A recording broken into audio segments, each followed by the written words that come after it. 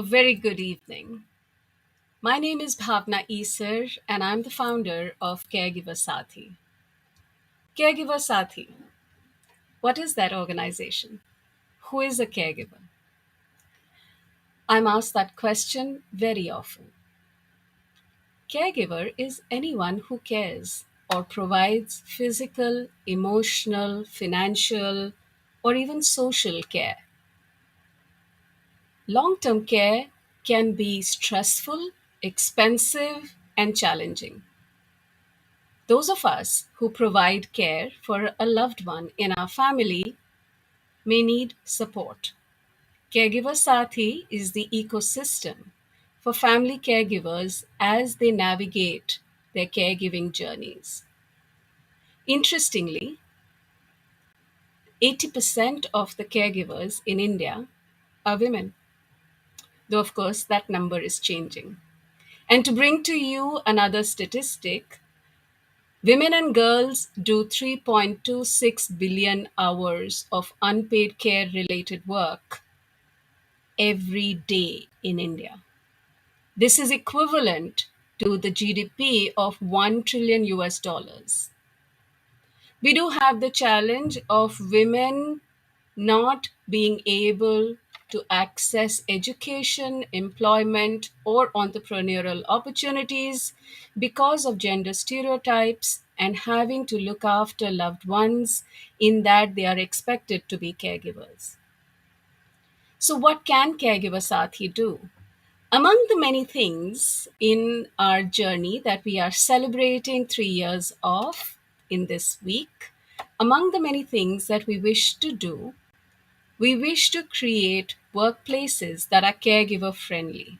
We wish to have stories of inspiration, connection, information, access, and access to services that caregivers can avail in order to make caregiving easy, comfortable, and reliable. What is a caregiver friendly workplace? You might ask. A caregiver friendly workplace could mean many things, and we are trying to open those conversations as we navigate the pandemic and work has come home, boundaries have blurred. It is my absolute delight and pleasure to welcome Lakshmi for this conversation today. Lakshmi is the Managing Director, Human Resources Lead for Accenture in India. In this role, Lakshmi is responsible for leading the human capital strategy for all of Accenture's businesses in India. She has an unwavering passion for her people and is focused on enabling the 250,000 plus people in India to be successful professionally and personally. Welcome, Lakshmi. Thank you. Thank you so much, Bhavna. Delighted to be here. Thank you for inviting me to be a part of Caregiver Sathi's third year anniversary celebrations. And many, many congratulations to you and your entire team. It's a big milestone. Thank you. Thank you, Lakshmi. I get goose flesh as I listen to you. Today, we would like our viewers to hear about who Lakshmi is, beyond the corporate corridors. Tell us about your journey. Sure. I was born and raised in Kolkata. I'm currently based in Bangalore, but I was born and raised in Kolkata, and that's where I completed my graduation in economics from Presidency College, and then went on to do my MBA in HR from XLRI. From where I went on to work with Nestle and iGate, which is now called Capgemini, before joining Accenture in 2003. In fact, in 2003, when I got a call from Accenture, I distinctly remember asking the then HR head of Accenture in India as to why. Why should I join Accenture? Because for me, I've always needed a sense of purpose. So he told me, and I distinctly remember this conversation, he told me that I should join Accenture because we were going to generate a lot of employment opportunities for people in India. And if I wanted to be a part of that growth story, then this is the place for me.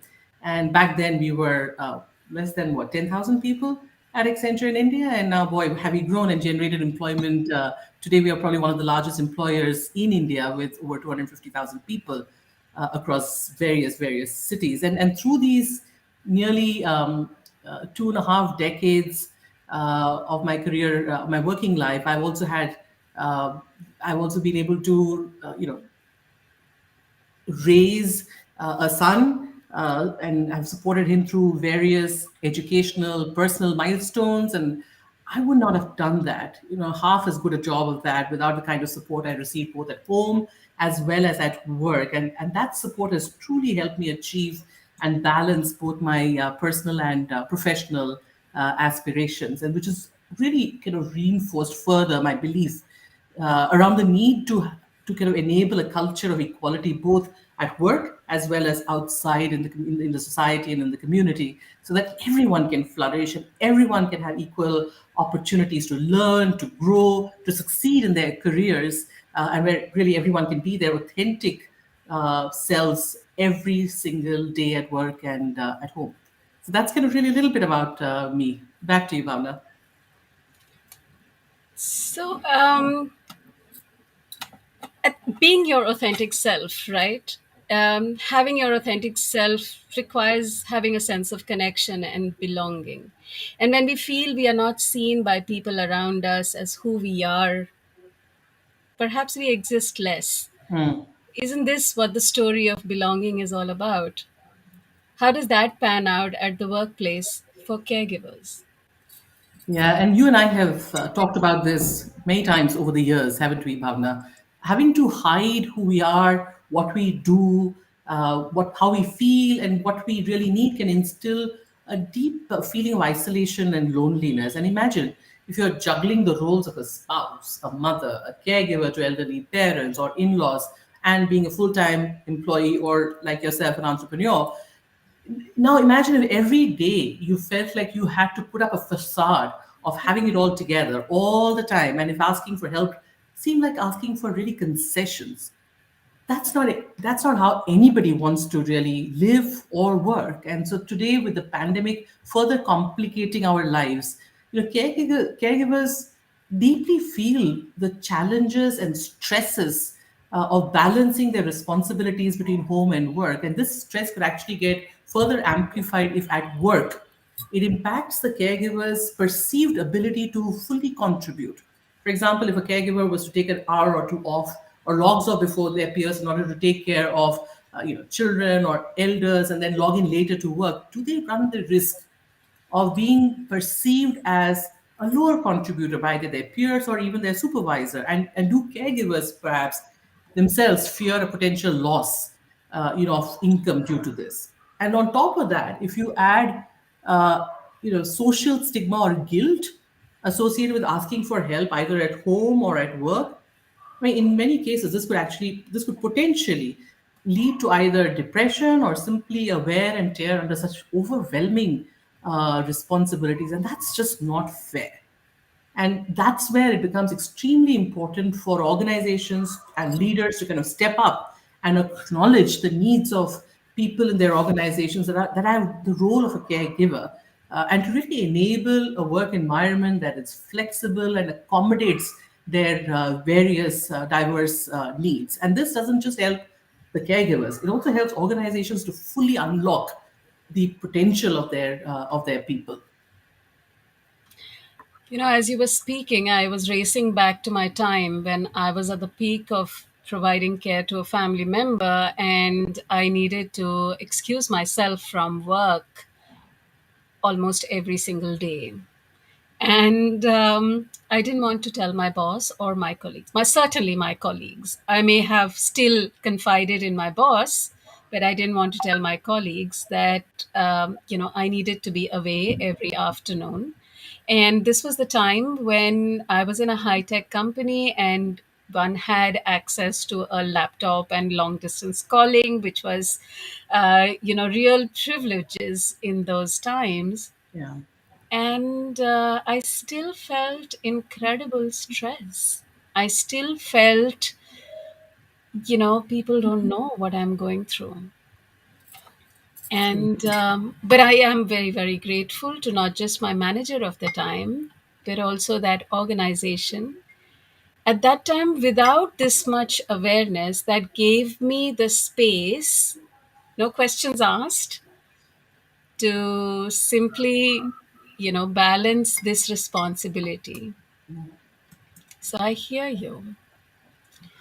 So you spoke a little bit about how, the last couple of years, the period of the pandemic has impacted all of us, right?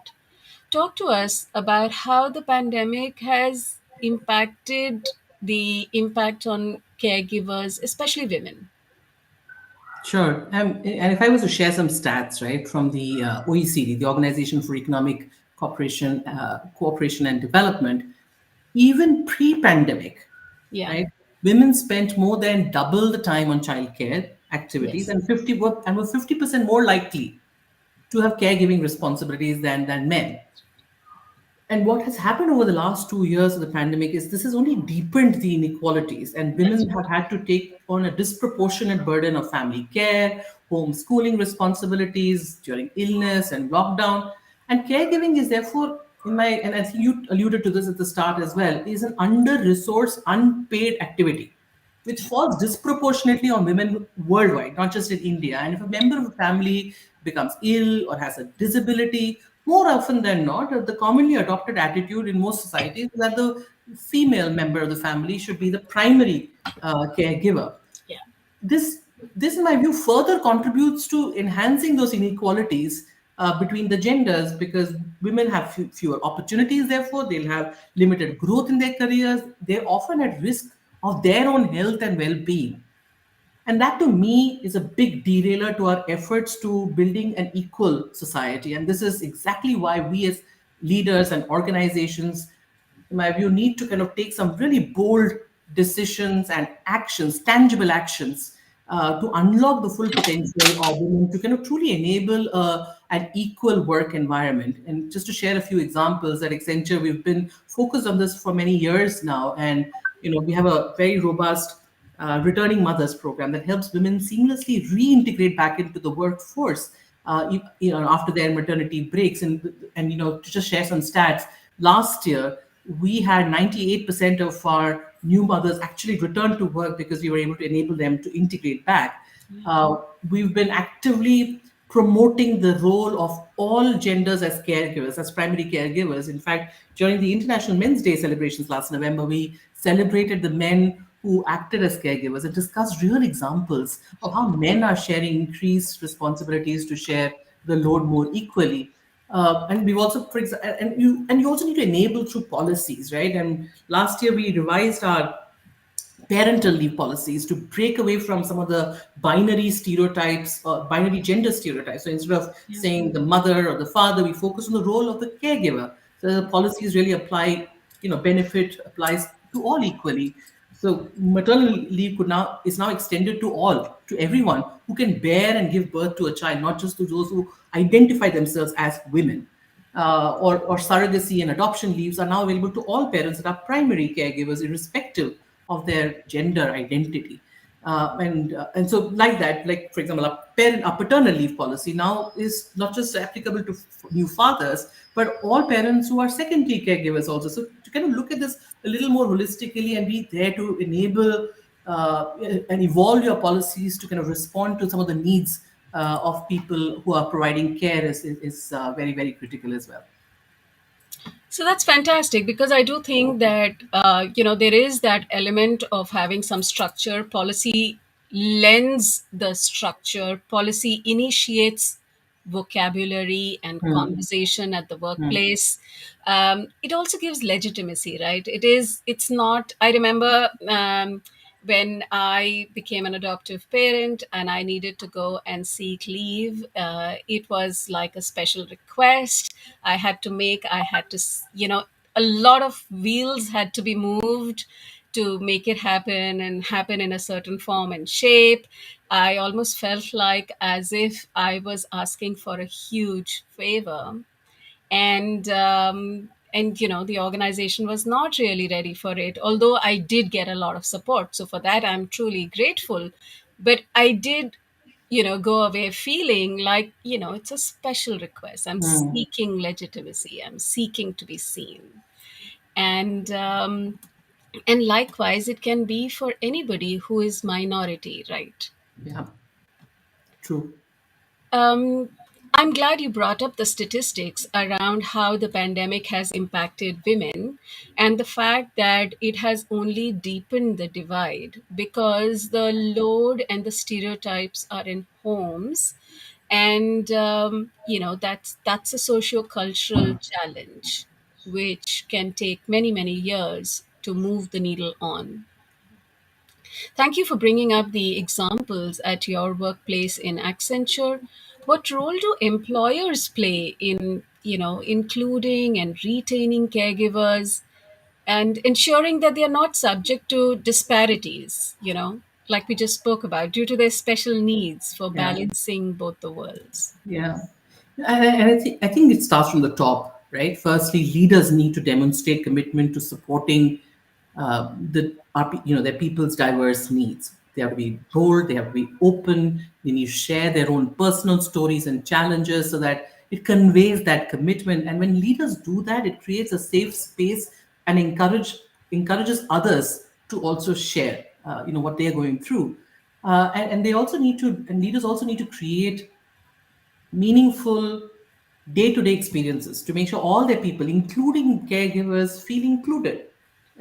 We've just released a research. It's called Better to Belong, which really reiterates how by better managing people's day-to-day experiences, work experience, leaders can actually unlock up to 5 times more potential. So there's a real business case here. And this happens through conversations, it happens through tangible actions. Today, people are questioning what truly matters to them. They've all been through some really life-changing events over the last couple of years, which presents organizations an opportunity to really support their people with need-based benefits, whether it be flexibility, whether it be support, child care support, or any other enablement required for providing care.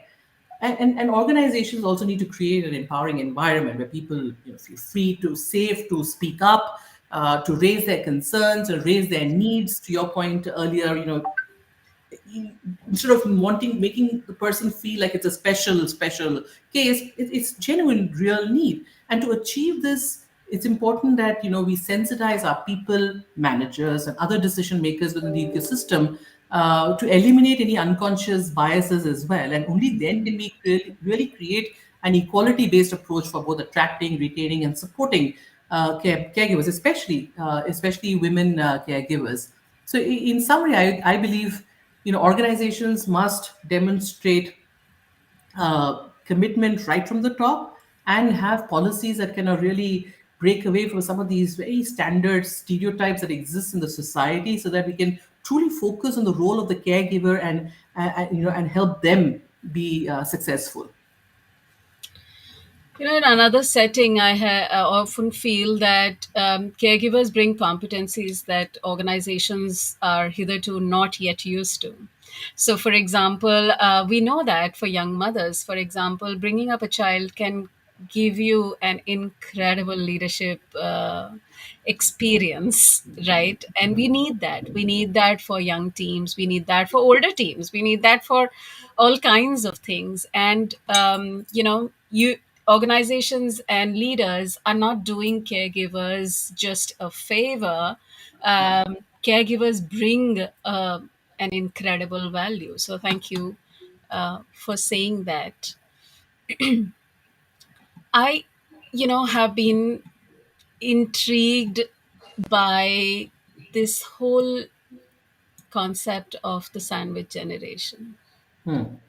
the middle managers who have children at one side and parents on the other, and probably they're at the peak of or really critical roles in workplaces. So really getting sandwiched and having to make certain choices on a daily basis. Yeah. What is your experience of the sandwich generation, and why do you think workplaces should care about them?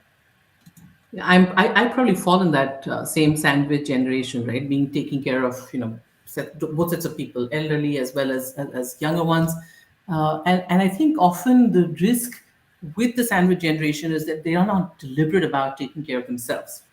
Hmm. I have like I mentioned, I have a son. He's 20, so he's not like a young child or anything, he's a young man.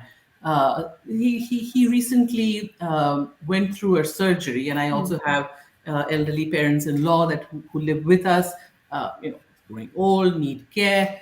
And just recently, I chose to be the primary caregiver for my son who underwent this surgery. And as a working mom, I now have a huge appreciation of how such parallel demands can take such a significant toll on one's both physical and mental well-being, right? There's a loss of or even irregular sleep, missed meals during working hours, a constant stress to perform at optimum levels at work while being a supporting parent, and add guilt to that, and you have a swirling concoction of emotions that can actually impact one's own overall well-being if left unattended or ignored. In fact, there was a survey done in 2019 by Cigna's well-being survey, which showed that 89% of India's sandwich generation suffers from some level of stress. And only 50% of them actually feel that they're doing well financially. So it is a combination of physical, mental, and even financial well-being. And so, as employers and leaders and supervisors, we need to really be sensitive and inclusive and actually be proactive as we Mm. solve for this balancing act that the sandwich generation needs to do at work and at home. And this is where all our policies, programs need to cover a fairly diverse set of demographics that the sandwich generation really caters to. For example, what we decided to do a year ago was we gave our people the flexibility to choose who they define as their family. So they can then personalize their medical insurance benefits, right? That's right. They That's can right. now opt for a medical cover for their siblings. Yeah. You could be caregiving for different people. So there's Yeah. now an option to cover your siblings or Mm. enhanced cover for your parents and in-laws. There is mental health consultancy reimbursements for not just our people but also their dependent family members, physiotherapy treatment coverage, etc. So it's about really recognizing that this generation, that sandwich generation, really has a very diverse set of needs, and it's hard to kind of just box it and say this is what you need, and to really be able to offer some personalized support as well as engage in conversations to truly understand what they need is, in my view, very important. I like how you bring out the aspect of anticipating the fact that a very significant leadership population will go into the sandwich generation phase in their personal lives, and the fact that they will go into that, organizations have a role to play in equipping these leaders, both in terms of policy, procedure, practice, as well as in terms of capability building and capability building to be able to go through that phase. I mean, frankly, if you do want longevity with the organization, you cater to the various phases of the employee's life as well. Indeed. Indeed. Um, you did speak about why should organizations care about them. How can employers make this journey smoother? um, is there something that you have specifically implemented at Accenture for this demographic? Yeah, in my, at Accenture, we've been quite intentional Hmm. about listening to Hmm. the needs of our people and Hmm. addressing them, and we strive to address them in a personalized way. Uh, to start with, I believe organizations, leaders need to recognize caregivers as a group of people that have different needs. Right. And today, more than ever, caregivers need flexibility to work differently. Consecutive hours of uninterrupted work may Hmm. not be feasible as people deal with disrupted elder care and child care.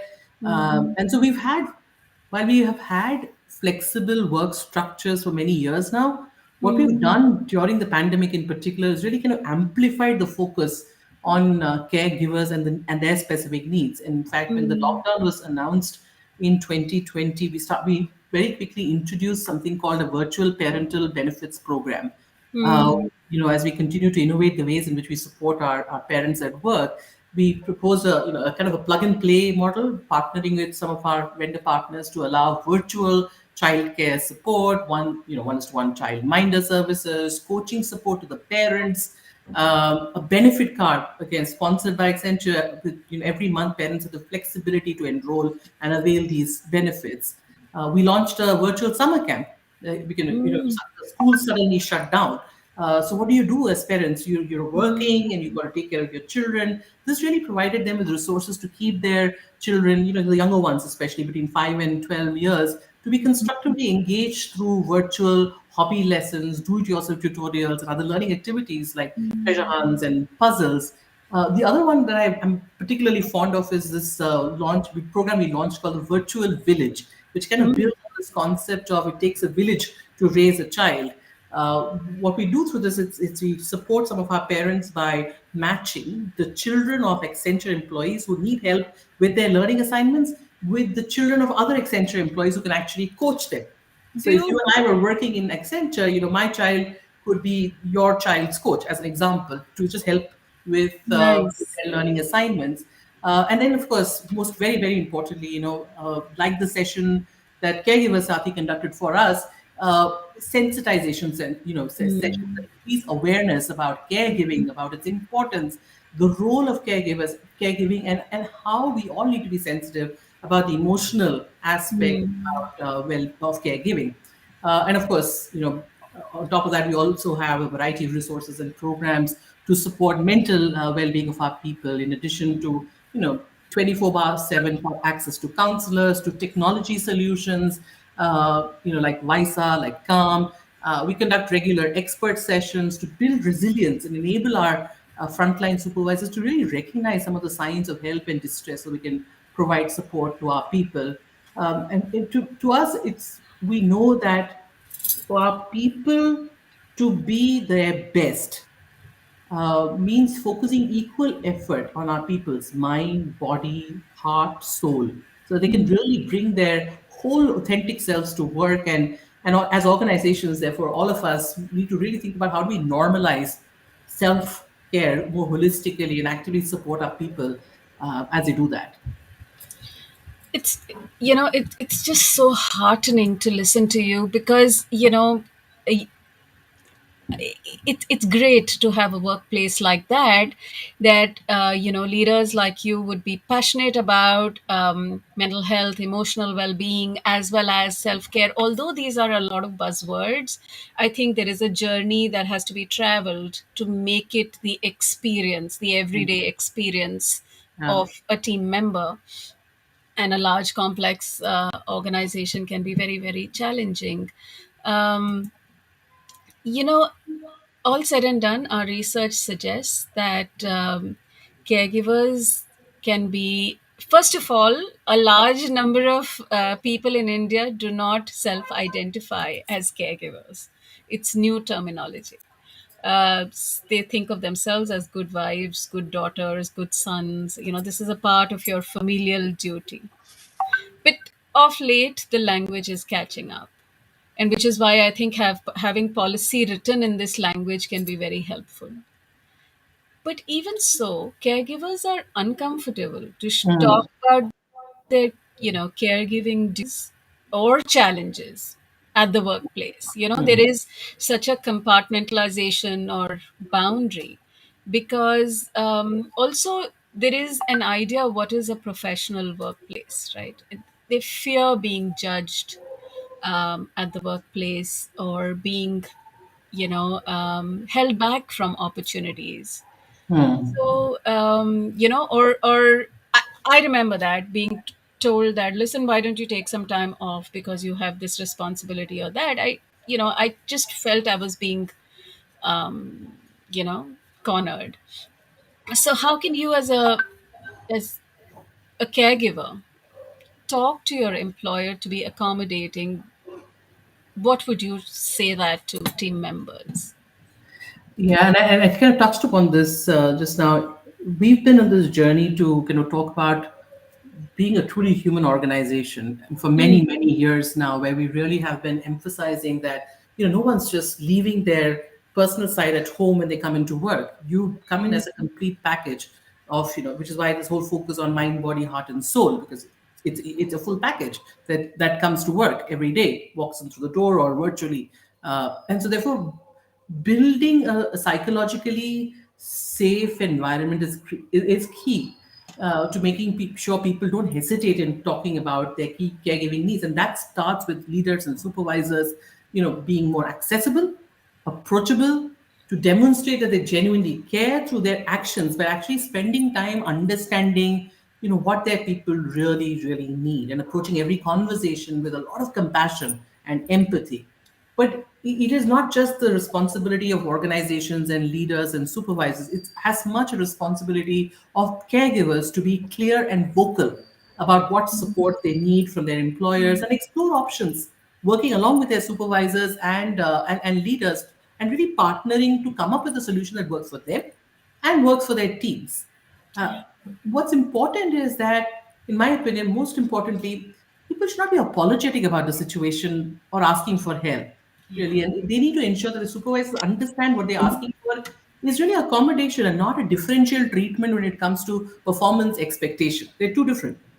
And so, therefore, we've at Accenture taken the broadest definition of caregiving, acknowledging that, the fact that every person has a caregiving need that is unique to that individual's context, and it needs to be addressed, therefore, in a personalized manner. It's not necessarily for only children or parents. It could be for a loved one who may not be a blood relative. It could be a partner or any individual really whose well-being really matters to you. Mm. For example, I remember when my son was giving his 10th board exam, I just knew that he needed somebody to be there with him. Not that I was going to really be able to help him with his education, but just to be there to help him plan. I took off for about, I think, 3 weeks back then, which seems like a fairly long period. But the way I went about doing that was started sensitizing my team, my supervisors, and my leaders, saying, I need this time 3 months down Yeah. the line. And therefore really figuring out what could be my succession backup option for those three months, who could do different parts of my job. So all of us as caregivers have an equal responsibility to kind of engage in that dialogue to really arrive at a solution that works for us, works for our teams, works for our organizations, because that's when I could come back after those 3 weeks and really, continue like I never left, because nothing stopped and I felt supported. I felt I got what I needed. The team felt what they needed. So that, I think it's a combination of both organizations, supervisors at one end, and ourselves as caregivers speaking up, and being very constructive about that conversation to arrive at a solution, design that outcome together, versus really throwing the problem across and saying, now you tell me what the solution is. Yeah, I think that's a great point. Although the example that you've taken is that of a planned opportunity, and very often like COVID brought upon us, we could not be necessarily well prepared or planned. But I think the principles remain the same, which is that even if it is not planned, one can still bring up a conversation and say, okay, let's get together and figure out what are we going to do about this. True. Agree. Absolutely. No, I think to be able to look at your manager and the workplace like a partnership, and to be able to bring up and say that I'm going to, you know, we are going to solve this together, is a very adult and a mature stance. And I think all of us can take that.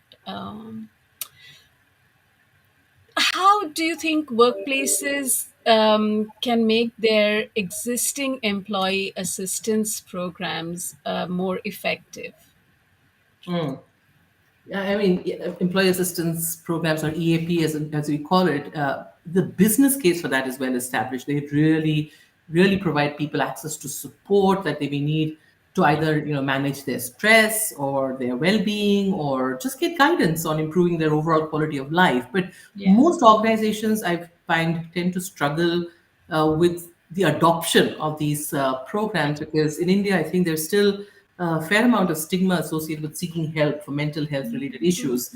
And while we have come a long way Yes. from where we were some years ago, I think organizations still have a lot of ground to cover when it comes to really normalizing some of these mental health conversations. And to your question on how do you make this more effective, there definitely has to be more awareness created about these programs through multiple channels, right? So that people understand it is okay to discuss their concerns with an expert, that it is confidential. For example, and remember when we launched our campaign around mental well-being several years ago, we launched it with a coming out of the box campaign, and really invited people to share their experiences transparently, to kind of make it okay to be not okay. And so there were a lot of awareness continues to be a kind of need of the hour. It's not something we can take our eyes off. And I think organizations also need to be proactive about offering EAP as a standard practice. For example, at the time of bereavement of somebody, the team at home, or when people proceed on leave due to health issues or come back after, say, medical leave, even perhaps, returning mothers. So we have to kind of bake it into a part of the whole uh, ongoing process, and not just wait for someone to reach out and ask for support, but proactively offer that. And therefore, to normalize therefore the use of EAP, there should be programs where people can experience counseling. Sometimes, some of the resistance because I don't know what I I don't don't know what know. else. And so therefore, how do you normalize that? You can help them through some group counseling sessions or support groups. Yeah. And lastly, I think uh, we should celebrate people's stories about how they have benefited from leveraging employee assistance programs. And that will then encourage others to reach out too. So I think we are on a journey in the right direction. I think there's a lot more conversation in even the schools and high schools and colleges among children these days about counseling. It's a lot more normal than it was It probably 20 is. years ago. It's true. And so therefore, as organizations with people who've been in the system for many years, we have to really help them make that journey as well. No, absolutely. I think organizations have to prepare for the fact that just providing that service is not going to be enough. Like very well said. I think the awareness and the adoption needs a lot of investment. And I'm glad that organizations like yours are leading the way in that, and continuously and continue to make that effort. So, Lakshmi, I know that it has been a difficult day today, but you have made an incredible amount of effort to be with us today and have this conversation. I hope you're feeling well and you're okay. Thank you for doing that. I am going to ask you, what do you believe in your experience of having looked at so many employees, looking at the employee assistance program? Paint a picture of the ideal ecosystem for caregivers from a workplace standpoint. Yeah, thank you so much, Bhavna. And it is always a pleasure to talk to you. And I think this is a topic that you and I have had multiple conversations on. So I know how deeply passionate you are. And thank you for your collaboration as we kind of continue on this journey here at Accenture. In my view, there are really an ideal ecosystem should really holistically look at all aspects of a caregiver's need, whether it be physical, whether it be mental, emotional, financial, social, and there are really five things I think that can really create ideal ecosystem. I would like to have kept it at three, but I think there are five. But three is just easier to remember, isn't it? The first one is flexibility, right? This includes flexible work schedules. It includes flexible benefits. Remember, the needs vary, and flexibility is most critical for caregivers as it allows them to balance their two important needs, taking care of their loved ones and taking care of their work responsibilities. So that's number one for me. The number two is around creating awareness about caregiving in general. Like you said, individuals who are providing care probably themselves don't recognize themselves as caregivers. So there are really two parts to this. One is about making sure caregivers understand what their roles are, what support structures are available to them, so they can also take care of themselves. It's that standard oxygen mask in the airplane story, right? I've got to take care of Hmm. myself so I can then take care of others. And the Hmm. second part of creating awareness is really to make sure those around caregivers, whether they're supervisors or leaders or team members, all of them are sensitized to the importance of caregiving because everybody's at a different stage in their life cycle. And so they need to be sensitized towards the needs of a caregiver. So that's two, really creating awareness. So flexibility, creating awareness.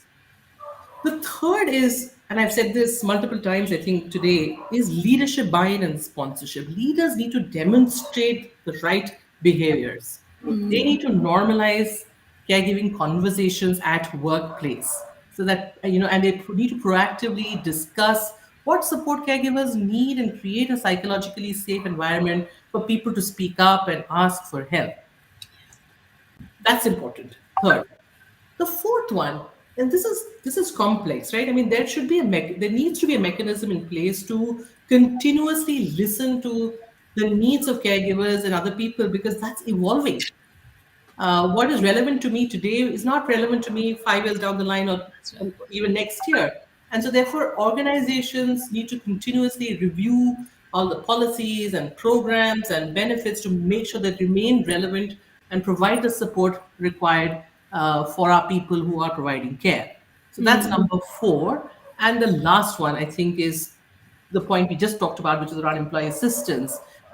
Share support should be available in the form of either EAP programs or counseling sessions, employee support networks, and general awareness and training sessions, so that caregivers have multiple channels through which they can reach out and take care of their own well-being as well as share inputs so that can then shape organizational policies and benefits. And getting all these things in place takes time. It's a journey that we can all achieve, in my view, for our people if leaders are deliberate about this and provide the right sponsorship and create that enabling environment for caregivers to truly thrive. So I would say those are my five: flexibility, awareness about caregiving, leadership buy-in, a constant mechanism to review policies, programs, and benefits, and really the support network in terms of an EAP, counseling, and employee support groups, and general awareness and sensitization. Nicely put. I do think that while three might be the magical number, three might be the years that we have completed. If there are 5 points, there are 5 points. So, yes, it's a tall order, and probably there are many things that need to be done. And we will get to a point where maybe only three things need to be done. One of the questions or challenges that one faces very often. Um, and let me just ask that one question. I can understand that it's been a tiring day and you have been unwell. So thank you for still making the effort to be with us. Um, Accenture is a large organization that is progressive, that has a lot of history and can take a stance today. It is definitely one of the more progressive organizations with a certain maturity. There are so many other organizations. And let's say an HR professional finds themselves in a not so progressive organization and is wanting to do a bunch of things. What's a good place to start?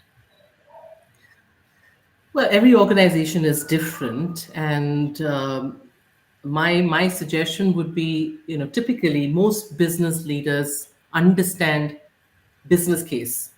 You make the case with data. You make the case with how recognizing caregiving as a distinct, diverse group impacts availability of talent, impacts ability for talent to really thrive and succeed. Make the business case. I mean, the data is all there. People opting out.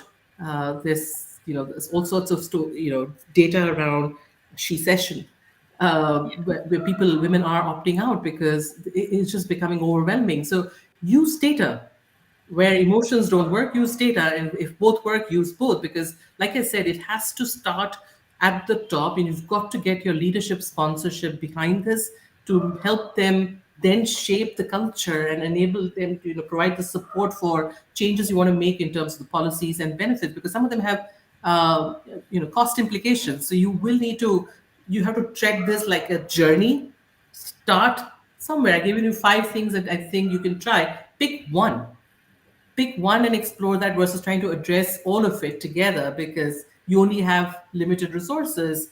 And so therefore start with analysis, start with data, get them to support you and sponsor you, and then you can move the agenda little by little. But it is a journey. We've got to start. You cannot not make the start because it's tough. Your organization is not yet ready. As HR leaders, I think we owe it to our people and the society to have those brave, bold conversations with our leaders so that our people truly feel supported. That's what I would say about that. Well said. Well said. And I think even in the conversation today, I think you brought in a fair spattering of great statistics and data that people could go over this interview and use for making a case. And I'm grateful that there are leaders like you and organizations like Accenture that we can initiate and have these conversations and, talk to many, many, many employees who need this support and may not know whether it is okay to ask this support right now. So, thank you very much. I am so grateful. Very appreciative of all the work that you're doing. And thank you for giving us space. Thank you for being here.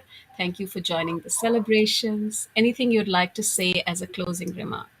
Just a big hearty congratulations on your third year milestone. Be strong, stay at it, because there are a lot of organizations that I'm sure will value your support and partnership as well. So thank you. Thank you, Lakshmi. Have a good evening. Have good rest. Thank you to everyone who joined us. Please visit our website, which is all new, improved, with a little more information. And happy to hear your feedback, inputs. If you have any questions, feel free to write to me. I will be more than happy to address questions, sessions, meetings, whatever. Here's to all the caregivers. Three cheers. Thank you.